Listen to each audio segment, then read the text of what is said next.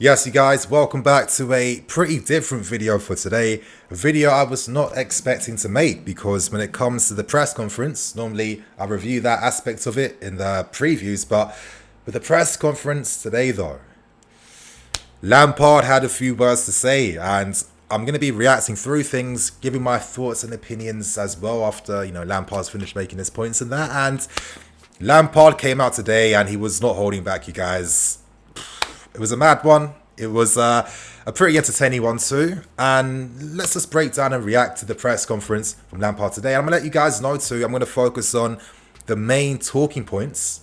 So not necessarily things on Tomori and his loan move because we kind of already know that. And there is going to be a full link to the actual press conference linked in the video too for you guys that want to consume the full thing. So without wasting any more time, let's get this reaction kicked off, you guys. Let's go.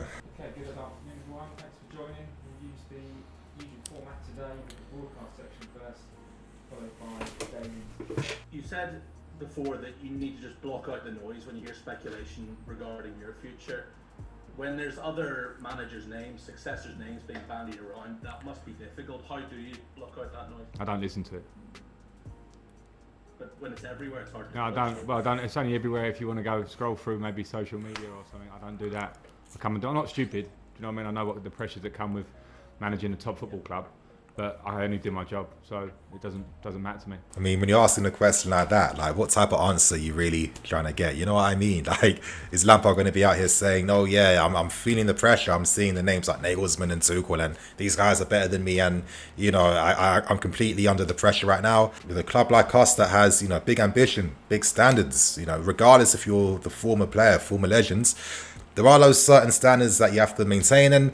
Lampard himself knows that because he was part of the era where we cultivated that identity and that Chelsea spirit and, really became that modern club that we are today. So if you were to ask any man that, I think, yeah. Any more difficult because of the fact you were a player at Chelsea for such a long period of time and you experienced firsthand how ruthlessly managers No, absolutely not, because my career here as a player was fantastic and it's set in stone. And when I say fantastic, I'm not giving the big I am. I'm talking about the success that I was proud to be part of at the club. And the link I have here with the fans and the support I get from them is amazing. And I knew when I came into this job as a manager that can change the tone of it. There are things that you can't control going forward. You do your best, and I'll continue to do that all the time while I'm managing the club because I feel the club. It doesn't change how I feel. Wherever I'd work, it's kind of person I am. Wherever I work, whatever the club it is, I'll give my all. I mean, Lampard was talking his talk though.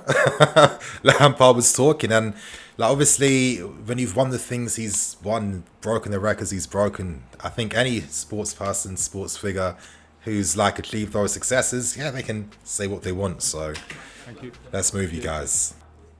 Hi Frank. Hi. As you mentioned, you've seen the pressure as a player from the other side of the fence on managers at Chelsea. How are you finding it at the moment? How tough a period is it for you?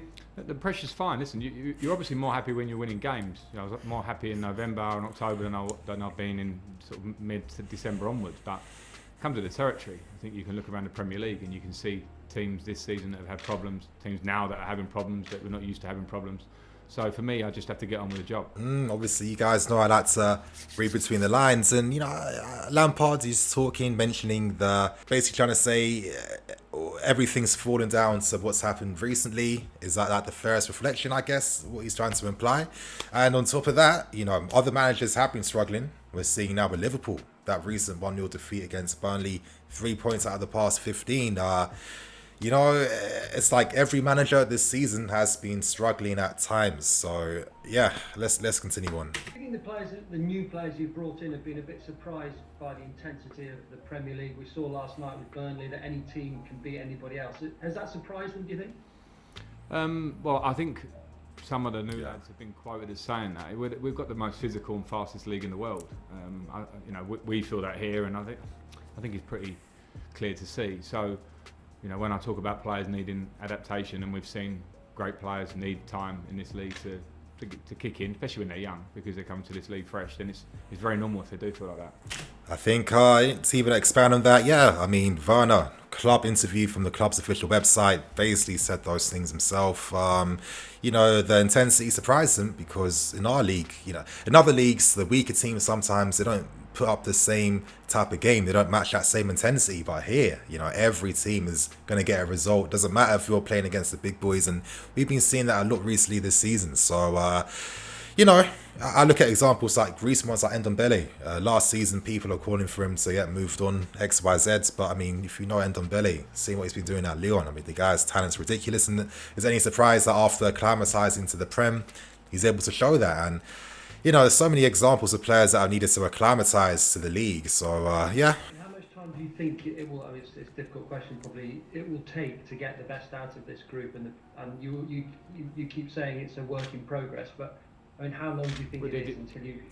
Well, what marker are you putting on that?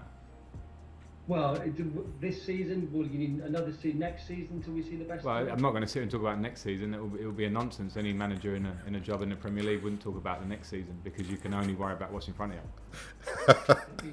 Would it take that long to get the full potential out of the new players?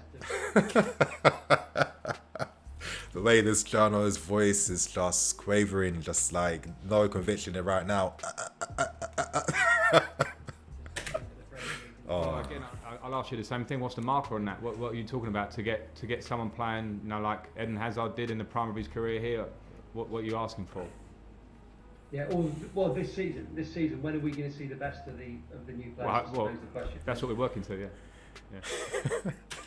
These things are work in progress. How is anyone going to know exactly the definitive date it's going to like come into play and start working? So, of course, you know, if it doesn't work, then Lampard's job is going to be on the line. It's how this business works. So I'm not out here defending that, but some of these questions though.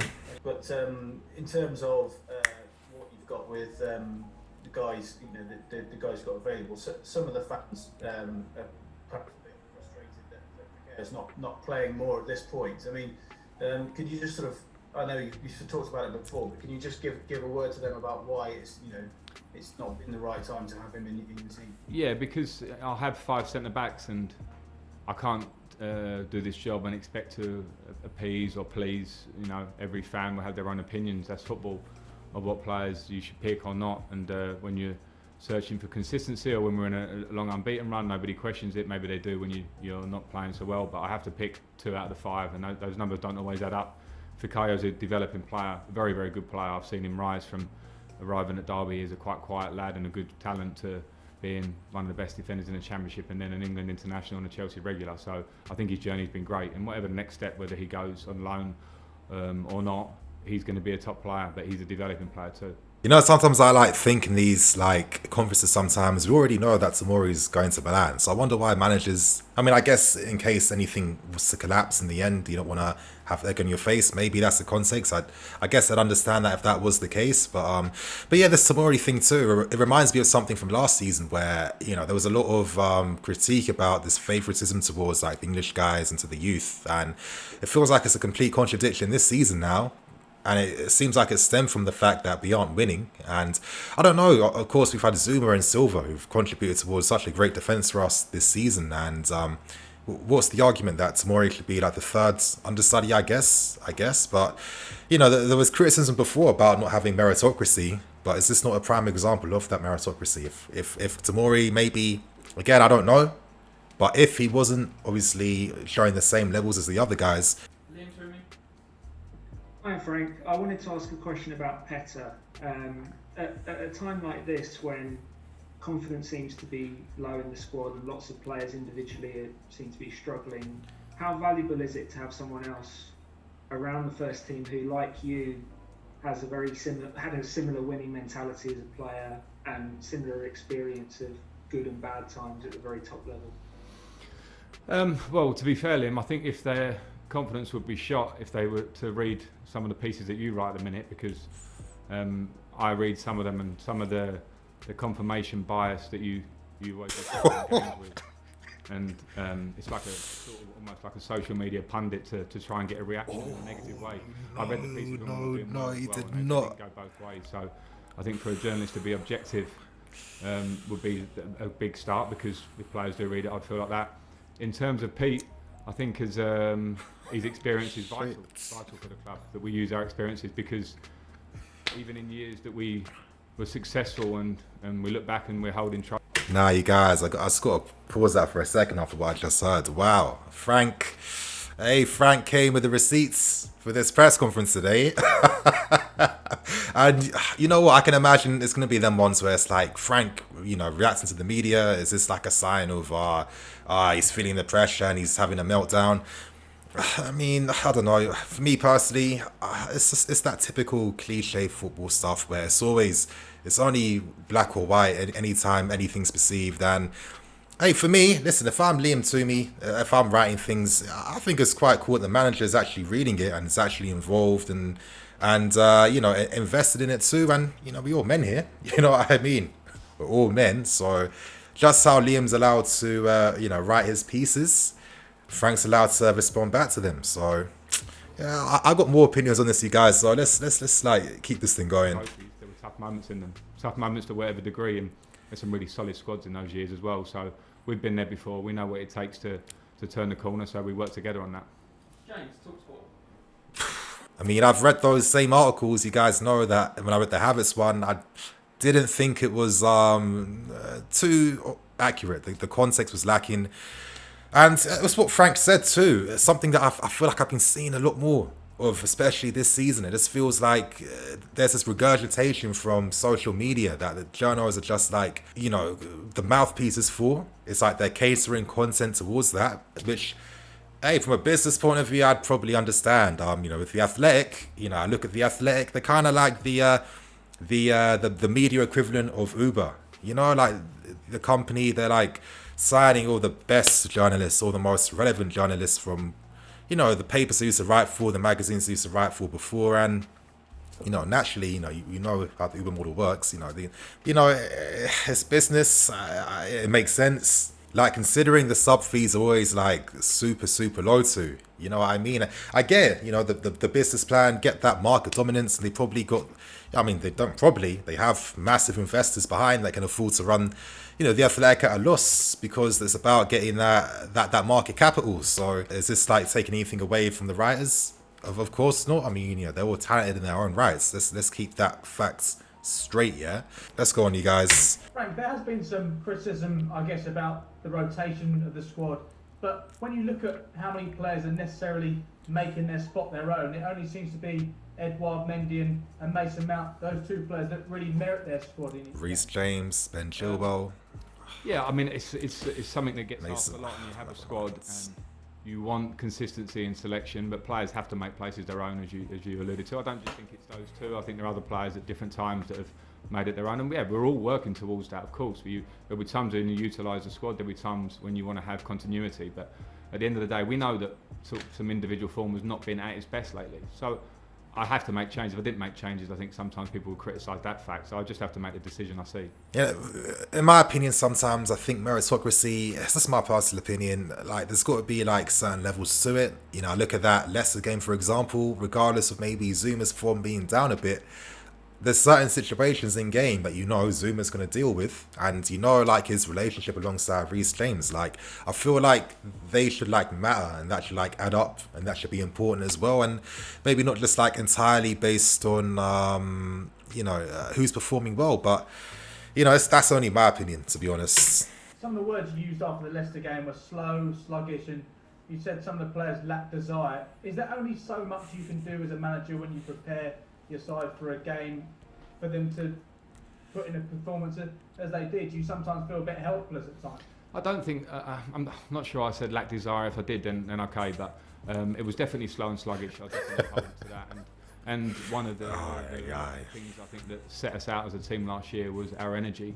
And the parts this year, and when we're on a good run, energy to beat Leeds, to beat Seville takes a lot of energy, and it's a part of a team that I feel proud when I put that out, that shows that. And we did it last year, and we managed to get to full position. So when I see it come off, I have to call it out, and we have to work it in training to get it better, because you cannot play if you don't run first. And I don't want to explain exactly what the reasons are for each individual, because some players are not at it on one day or whatever. So there can be a multitude of reasons for it. But as a group, we need to get back to the energy that we were finding and winning games. I mean, I think it's just pretty standard, man. I mean, how often do certain managers will call out individual players if they weren't seeing things they liked, and obviously, you know, if you're coaching a standard, the players don't perform it sometimes. I mean, this ain't FIFA where, you know, every time you set up the tactic, it's going to get like fulfilled brilliantly, just like every single time. I mean, opposition do exist for a reason, and they got their own plans as well. So, I don't know. When I hear that one, it's some ones where, you know, when you win, everything is just amazing. And, you know, I made the same mistake myself. I made a few videos talking about potential title challenge. I feel like an absolute idiot right now. And even though there were signs that were, you know, hinting towards that not being the case, I was just being blindsided being a fan. So I think it works both ways, to be honest, positives and negatives. And finally for me, in terms of the pressure you're feeling now, how does that compare to being a player? Because ultimately it does come down to the manager at times like these. Yeah, I mean, I worry, my concern is not the pressure on me, because I can deal with it, because I've been in football a long time as a player at top clubs, so I understand how it goes, and it's different as a player, but the pressure needs to be positive on the players, because the players are what make you a good manager or not so good manager, and that can flip very quickly, as we always see. So it's important that the players don't feel that. I don't mind taking the pressure. The players have to feel a good pressure. They want to win games. They want to get some form back. You want to get, you know, how quickly that form and results can turn in this league. We're seeing it now more than ever. So we just have to direct that pressure in the right way on the pitch. Hi Frank. A lot of local fans seem to support you in the UK, and they're planning a banner to show that support. How helpful is that sort of to get the buy-in for the patience you need to get the group up to scratch? And do you feel that same sort of buy-in from maybe the dressing room that you probably need to help you through this difficult patch? Well, like I said before, players will always make you a good or bad or in-between manager. So I think you obviously have to have buy-in from the dressing room, because my opinion is that football is whatever percent tactics, but it's a much bigger percentage of environment and drive and positivity and desire and all those things that create the basics in football. So that's important. In terms of the banner, yeah, I really appreciate whether it helps or not, but I absolutely appreciate the fans that put together to create the banner. I think everyone who knows me or watch me as a player or watch me as a manager knows how I feel about this club. So I appreciate it very much. And that, you guys, was Lampard's press conference. Yeah, he was not holding back. And, you know, for me, when you do these things all the time, I've been doing this for years, yeah, I like when people just speak from a real place, you know what I mean? Like, we can't have this inconsistent energy where we want to say whatever comes from the top of our heads. And the minute the manager addresses that, because is that not why I be constantly mowing? Because we're kind of hoping that the manager's going to like kind of see what's being said. And then if we don't like what he says, kind of flip that and turn it around. I don't know. It's kind of weird to me, personally. I do think that, you know, sometimes it's a bit over the top and it's a bit typical of, you know, when things are down, you can only ever analyze things from a negative. There's no pros and cons that goes out the window. You can't balance the goods and the bad to see are the goods higher or the bad's even higher. And, you know, just to even give some of my closing thoughts to on that article as well. And just what I've been seeing in general, like with journals and social media, it really feels like they just really feed off the energy that's said by whatever's said on the TL, to be honest. It feels like I've been seeing that for a while, a lot more this season. I look at some of the tactical pieces and it's like they just isolate our issues based on like the previous game. I've not read one piece yet that's like spoken about the trends that's happened this season, to paint like the fullest picture, the clearest picture. And why would they care to do that? Because, you know, if you get that article out real quick when the TL's hot, then you're going to get a lot of reaction. And that's kind of how this stuff works.